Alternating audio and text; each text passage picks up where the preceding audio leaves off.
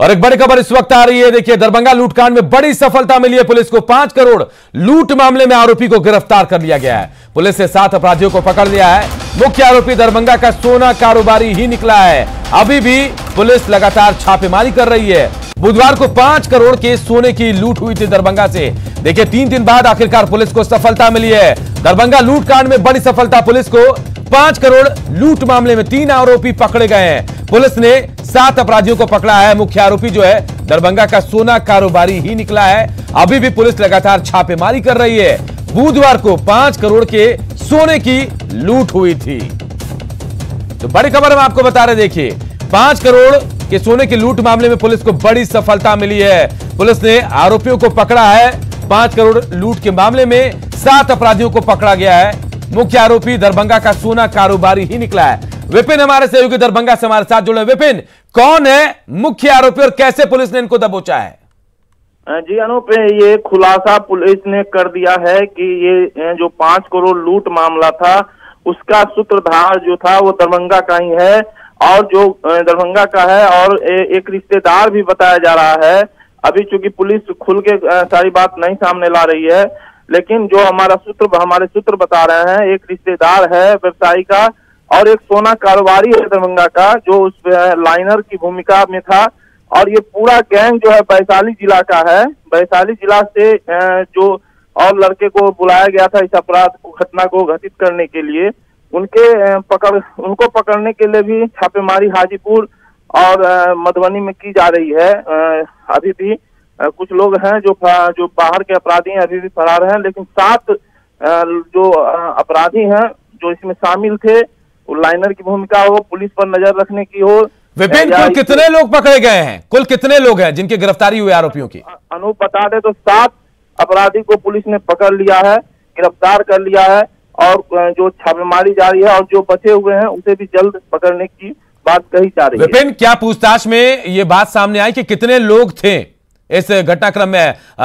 कितने अपराधी शामिल थे इसमें? अनूप, ये सीसीटीवी पे भी देखें तो लगभग 8 से 10 की संख्या में इसमें अपराधी थे जो साफ दिखाई पड़ रहे थे। पूरे सीसीटीवी को यदि खंगाला जाए तो 10 के आसपास से ही अपराधी थे, जिसमें 7 की गिरफ्तारी हो गई है। विपिन, आप बने रहिए हमारे साथ, आप बने रहिए, हम वापस आपके पास लौटेंगे। संजय भी हमारे सहयोगी पटना से सीधे हमारे साथ जुड़ गए। संजय का रुख करते हैं। संजय, बड़ी कामयाबी हम कह सकते हैं, लगातार पुलिस छापेमारी कर रही थी और 3 दिन बाद आज सफलता मिली है। कैसे सफलता मिली, क्या जानकारी आपके पास संजय? देखिए, निश्चित तौर पर जिस तरीके से लॉ एंड ऑर्डर को लेकर लगातार सीएम रिव्यू कर रहे हैं, वैसे में जिले के अधिकारी भी अब मुस्तैद हो चले हैं। 1 महीने के अंदर आज तीसरी बार सीएम लॉ एंड ऑर्डर को लेकर रिव्यू कर रहे हैं और ये जो रिव्यू है आज का, ये कई मायनों में अलग है। आज वो सीधे तौर पर वीडियो कॉन्फ्रेंसिंग के माध्यम से सभी जिलों के डीएम और एसपी से इंटरेक्ट करेंगे और इनके यहाँ पिछले 1 महीने के अंदर घटी घटनाओं का वो लेखा जोखा लेंगे और उस पर क्या कार्रवाई की गई प्रशासनिक तौर पर, इसका जायजा भी मुख्यमंत्री अपने स्तर पर लेने वाले हैं। लिहाजा जिलों के एसपी भी अब समझ रहे हैं कि अब सीधे तौर पर एक्टिव रहना पड़ेगा, कार्रवाई करनी होगी और शायद इसी का प्रतिफल भी है कि लगातार पटना से जिस तरीके से सीआईडी की टीम एसपी और एएसपी के नेतृत्व में पहुंची थी, बिहार एसटीएफ की टीम लगी हुई थी इस पूरे मामले में और एसआईटी की टीम खुद जो दरभंगा के जोनल आईजी हैं उनके निर्देश पर, अजिताभ कुमार के निर्देश पर एसपी दरभंगा ने इस मामले में गठित की थी और इसके बाद ये इतनी बड़ी सफलता मिली है। निश्चित तौर पर एक अहम कामयाबी और देखना होगा जो गोल्ड लूट कर ले गए हैं अपराधी, उसमें कितना सफलता पुलिस को मिल पाती है, क्योंकि गोल्ड रिकवरी करना एक बड़ा चैलेंज है पुलिस के लिए। 7 किलो सोना जो है वो लूट कर ले गए हैं अपराधी, अगर उसको भी पुलिस रिकवर कर ले तो निश्चित तौर पर पुलिस के लिए एक अहम कामयाबी होगी। लेकिन इस बीच एक महत्वपूर्ण खबर यह है कि 1 महीने के अंदर तीसरी बार मुख्यमंत्री Nitish Kumar law and order को लेकर रिव्यू कर रहे हैं और तमाम जो अधिकारी हैं सूबे के वो पहुंच गए हैं ठीक हमारे पीछे सीएम आवास है, जहां पर ये रिव्यू मीटिंग शुरू हो गई है मुख्यमंत्री के निर्देश पर और मुख्यमंत्री के नेतृत्व में। अभी से तकरीबन 2-2.5 घंटे के बाद वो बांका जाने वाले हैं। लेकिन इस बैठक की अहमियत का अंदाजा इस बात से लगाया जा सकता है कि बांका जाने के पहले सीएम ने इस रिव्यू मीटिंग को बुलाया है और इसके बाद तमाम जो अधिकारी हैं, अपर गृह सचिव आमिर सुहानी हो, डीजीपी एस के सिंघल हो, मुख्य सचिव हो, तमाम जो अधिकारी हैं उनसे वो ब्यौरा ले रहे हैं। अब तक मुख्यमंत्री ने राज्य मुख्यालय में, चाहे वो मुख्य सचिव हो या फिर पुलिस मुख्यालय में बैठे अधिकारियों से लॉ एंड ऑर्डर को लेकर रिव्यू किया था, शराबबंदी कानून को लेकर रिव्यू किया था और तमाम जानकारियां ली थी। लेकिन आज पहली बार वो जिले के अधिकारियों से इंटरेक्ट कर रहे हैं और सीधे तौर पर वो संवाद करेंगे कि आपके जिले में जितनी अमुक घटनाएं घटी हैं उसको लेकर आपने क्या कार्रवाई की। एक और मैं महत्वपूर्ण बात आपको बता देना चाहता हूं, सीएम ने जो रिव्यू किया उसके बाद राज्य पुलिस मुख्यालय काफी सख्त हो चला है। उसने एक नया आदेश जारी कर दिया राज्य पुलिस मुख्यालय ने। एसके सिंघल जो डीजीपी है, मौजूदा कार्यकारी डीजीपी हैं ये, और उनके प्रभार में फिलहाल पुलिस मुख्यालय चल रहा है। उन्होंने आदेश दिया कि आईजी लेवल तक के जो ऑफिसर हैं वो सड़कों पर उतरेंगे, रात्रि गश्ती वो भी करेंगे और जो उनके यहाँ का सुरक्षा व्यवस्था है वो देर रात निकल के जायजा लेंगे, चाहे वो आईजी हो, डीआईजी हो, एसएसपी हो, एसपी हो। यानी कुल मिलाकर जिस तरीके से बिहार विधानसभा चुनाव में विपक्ष ने भी लॉ एंड ऑर्डर को एक इशू बनाया था, उसको देखते हुए सीएम जिस तरीके से गंभीरता दिखा रहे हैं, अब कहा जा सकता है कि बिहार में कानून व्यवस्था को लेकर सरकार काफी सख्त हो चली है। जी संजय, एक बहुत अच्छी पहल है और हम कह सकते हैं कि मुख्यमंत्री कहीं से भी अब लापरवाही बरतने के मूड में नहीं है। जिस तरह से आंकड़े हम अगर बताएं तो पिछले 1 महीने में जिस तरह से घटनाएं घट रही हैं, आपराधिक वारदातों को अंजाम दिया जा रहा है, अब क्या ये मान ले कि मुख्यमंत्री सख्त हुए हैं तो अब अपराधियों पर भी नकेल कसी जाएगी, पटना पुलिस भी चुस्त होगी, राजधानी की पुलिस चाहे पूरे बिहार की पुलिस? देखिए, निश्चित तौर पर मुख्यमंत्री लापरवाह कभी नहीं रहे। उन्होंने हमेशा से सख्ती बरती है और इस मामले को लेकर शुरू से ही संवेदनशील रहे हैं। उनका कहना भी जब से उन्होंने सत्ता संभाली थी, क्राइम को लेकर के और करप्शन को लेकर के तमाम जो बातें हैं वो नीतीश कुमार के बारे में सर्वविदित है कि वो इन मामलों में कतई समझौते करने वाले नहीं है। हाँ, लेट लतीफी, शिथिलता, लापरवाही प्रशासनिक स्तर पर जरूर हुई है और इसी का फायदा शायद अपराधियों ने उठाया और उन्होंने चुनौती देनी शुरू कर दी। अभी भी पटना पुलिस के पास 2 कारोबारी हैं, उनको बरामद करना उनके लिए एक लगातार बड़ी चुनौती बनी हुई है। इस मामले में एसआईटी का गठन कर दिया गया है, लेकिन अब तक इन दोनों भाइयों को बरामद नहीं किया जा सका, परिजनों ने अनहोनी की आशंका तक जता डाली है। इसके अलावा रवि गोप जो आदतन अपराधी है, सीएम ने कहा था कि जो आदतन अपराधी है उनको बेल नहीं मिलना चाहिए, लेकिन पटना पुलिस की लापरवाही का फायदा रवि गोप जैसे कुख्यात अपराधियों ने उठाया और वो भागकर नेपाल चला गया है। तो कई एक मामले हैं जिसकी जानकारी जो स्थानीय स्तर के अधिकारी हैं उनसे सीएम निश्चित तौर पर लेंगे और देखना होगा कि अधिकारियों का इस पूरे मामले में क्या जवाब होगा, भले ही वो मीडिया से बात करने में गुरेज कर रहे हो और बच रहे हो। जी संजय, ये जो रिव्यू मीटिंग है, चलिए लगातार मुख्यमंत्री रिव्यू मीटिंग कर रहे हैं कानून व्यवस्था को बनाए रखने के लिए, क्या यह मान लिया जाए कि ये रिव्यू मीटिंग अब बाकायदा हर बार होगी, बहुत जल्द जल्द बुलाई जाएगी? देखिए, निश्चित तौर पर पहले से भी जो एजेंडा रहा है बिहार सरकार का, महीने में एक बार जरूर सीएम नीतीश कुमार मीटिंग लेते हैं, लॉ एंड ऑर्डर का रिव्यू करते हैं। लेकिन इसके अलावा भी जब उन्होंने आवश्यकता महसूस की है तब अधिकारियों को तलब किया और अपने लेवल पर उन्होंने मीटिंग ऑर्गेनाइज की, उसका नेतृत्व किया, उनसे जानकारी ली, फीडबैक लिया और उसके सकारात्मक परिणाम भी सामने आए हैं। तो उम्मीद की जानी चाहिए कि बार फिर से 1 महीने के अंदर 3 बार अगर लॉ एंड ऑर्डर का रिव्यू कर रहे हैं नीतीश कुमार, तो निश्चित तौर पर आने वाले दिनों में इसके सकारात्मक परिणाम जरूर देखने को मिल सकेंगे। जी संजय, अगर आज की मीटिंग की बात करें तो क्या यह मान लिया जाए कि और कुछ फैसले लिए जा सकते हैं? एक बड़ी सफलता तो मिल गई है, शायद ये सख्ती का ही असर है मुख्यमंत्री का। उन्होंने जिस सख्त लहजे में कहा था कानून व्यवस्था को बहाल करने के बाद, उसके बाद पुलिस ज्यादा ही कार्रवाई कर रही थी और शायद आज उसी का नतीजा है कि लूटकांड का खुलासा हुआ है। आज भी कुछ ऐसा हो सकता है, ऐसे कुछ फैसले लिए जा सकते हैं पुलिस की सख्ती को लेकर? देखिए लोग, निश्चित तौर पर मैं आपको याद दिलाना चाहूंगा कि जब दरभंगा में लूटकांड हुआ था उसी दिन सीएम हाउस में रिव्यू चल रहा था लॉ एंड ऑर्डर को लेकर और उसी दौरान सीएम को यह जानकारी मिली। उन्होंने तत्काल अधिकारियों को कई तरह के इंस्ट्रक्शंस दिए और यही कारण था कि शाम होते होते जब न्यूज 18 की टीम वहां पहुंची थी तो सीआईडी के एसपी, एसटीएफ के एसपी और तमाम जो दूसरे अधिकारी हैं वो दरभंगा पहुंच गए थे। तो निश्चित तौर पर इसके आज जो ये बैठक चल रही है, सीएम अपनी तरफ से कई टास्क देते हैं। उन्होंने पिछली दफा भी जो मीटिंग हुई थी कई टास्क दिए थे और उम्मीद है कि आज भी वो अपनी तरफ से कई तरह के इंस्ट्रक्शंस जारी करेंगे जिसको फॉलो करना अधिकारियों के लिए अनिवार्य होगा और इसके सकारात्मक परिणाम भी सामने आएंगे। अनुप जी बिल्कुल, चलिए संजय, आप नजर बनाए रखें, हम आगे भी आपसे अपडेट लेंगे। तो आज खुद सीएम एक बार फिर रिव्यू कर रहे हैं लॉ एंड ऑर्डर को लेकर और डीएम के साथ साथ एसपी भी उनके साथ जुड़ेंगे। और इसी बीच एक बड़ी खबर भी आई कि दरभंगा लूटकांड में बड़ी सफलता मिली है, 7 अपराधियों को पुलिस ने गिरफ्तार भी कर लिया है। जल्द लौटेंगे कुछ और खबरों के साथ, ब्रेक के लिए रुकते हैं। चलिए आप सबको लिए चलते हैं फिक्की की 93वीं वार्षिक आम बैठक सम्मेलन में, जहां पीएम मोदी उद्घाटन भाषण दे रहे हैं। साथियों, हमेशा से ग्लोबल पैंडेमिक के साथ एक इतिहास, एक सबक जुड़ा रहा है।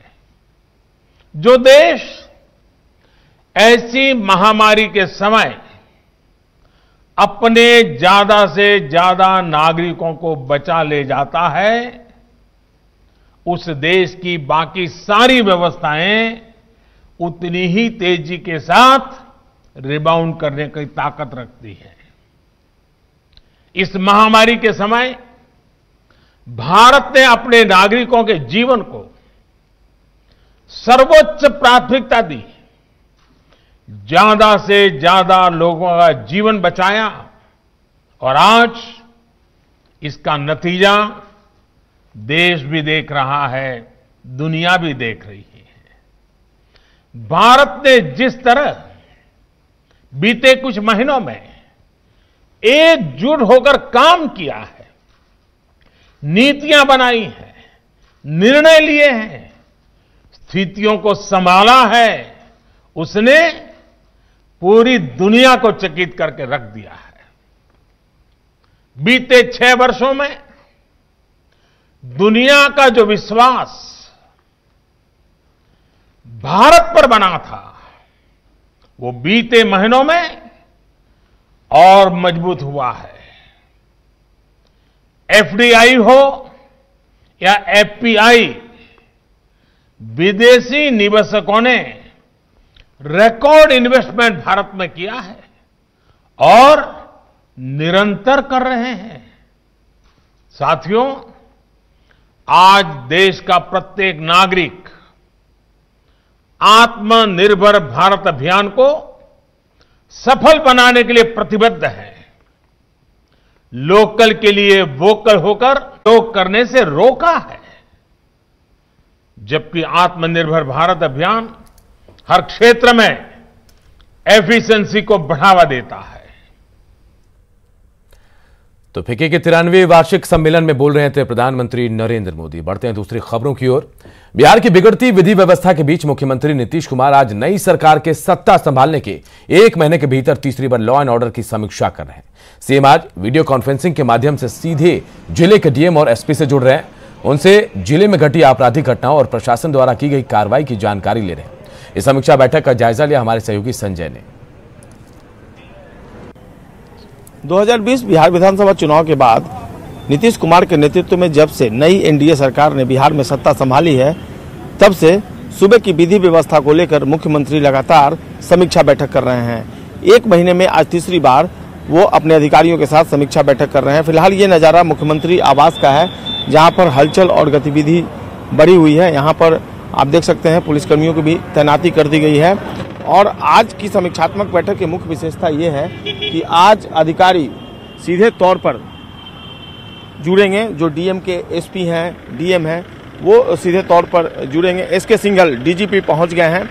आप देख सकते हैं तस्वीरों के माध्यम से मुख्यमंत्री आवास वो पहुंच गए हैं।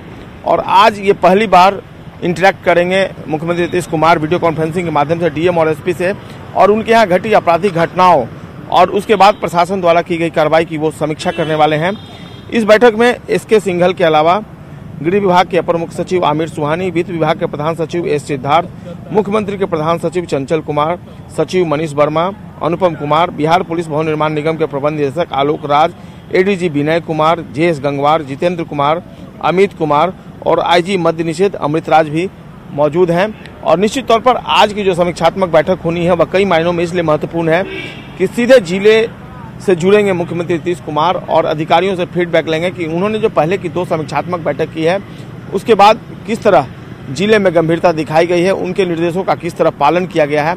और शराबबंदी कानून की भी अलग से वो समीक्षा करेंगे, क्योंकि शराबबंदी कानून को लेकर पिछले कुछ दिनों में लगातार कार्रवाई हुई है। कई जिलों के थानाध्यक्ष जो है वो बदले गए हैं, डीएसपी लेवल तक पे कार्रवाई हुई है। और आज सीएम अपनी समीक्षा में इस बात का भी जायजा लेंगे कि शराबबंदी कानून को लेकर जिले में प्रशासनिक अधिकारी किस कदर गंभीरता बरत रहे हैं। कैमरा पर्सन मनोज के साथ संजय कुमार, न्यूज 18, सीएम आवास, पटना। और अब बात सर्दी के सितम की। सासाराम में आज कोहरा कम है, लेकिन कनकनी पहले से ज्यादा बढ़ गई है। यहां ठंड के हालात का जायजा लिया हमारे सहयोगी अजीत कुमार ने। भी ठंड का प्रकोप जारी है, क्योंकि आज जो है सुबह सुबह जो कुहासा तो कम है लेकिन कनकनी बढ़ी है, जिससे लोगों की समस्याएं कम होने का नाम नहीं ले रही है। मैं अभी सासाराम में, जहां शेरशाह का मकबरा है बगल में। मैं दिखाना चाहूंगा आपको कि शेरशाह का मकबरा जो है वो पूरी तरह से धुंध में छिप गया है और कहीं कुछ नजर नहीं आ रहा है। आप देख सकते हैं कि धुंध में किस तरह से शेरशाह का पूरा मकबरा छिपा हुआ है और दूर दूर तक कुहासा नजर आ रहा है और पूरी जो है सासाराम में कनकनी बढ़ गई है और लोगों की समस्याएं बढ़ी है, क्योंकि जो लोग बाहर निकल रहे हैं वो गर्म कपड़े में निकल रहे हैं और जो कामकाजी लोग हैं जिन्हें किसी हाल में घर से निकलना है वो तो घर से निकल रहे हैं, लेकिन खासकर जो बच्चे हैं और बुजुर्ग हैं उन लोगों के सामने अधिक परेशानी है। आप सड़क पर देख सकते हैं जो भी लोग आ रहे हैं गर्म कपड़ों में आ रहे हैं और जो ठंड का प्रकोप है वो दिन ब दिन बढ़ते जा रहा है और दिसंबर का जो महीना जैसे जैसे चल रहा है ठंड का प्रकोप बढ़ रहा है और इस प्रकार कह सकते हैं कि सासाराम को भी ठंड ने पूरी तरह अपने चपेट में ले लिया है। अजीत कुमार, न्यूज़ 18, सासाराम। इस बुलेटिन में फिलहाल इतना ही, लेकिन खबरों का सिलसिला लगातार जारी है। देखते रहिए न्यूज़ 18 बिहार झारखंड।